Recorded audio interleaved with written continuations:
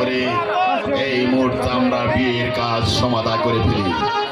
ভাই করুণী জাহাপনা, আপনি এই কে আছিস? একজন মোল্লাকে পাঠিয়ে দে।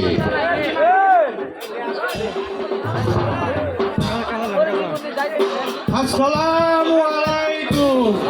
ওয়ালাইকুম আসসালাম। আমাকে কেন ডেকেছেন জাহাপনা?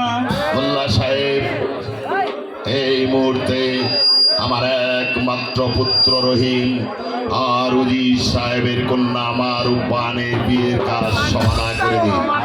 ঠিক আছে জাহাপনা, আমি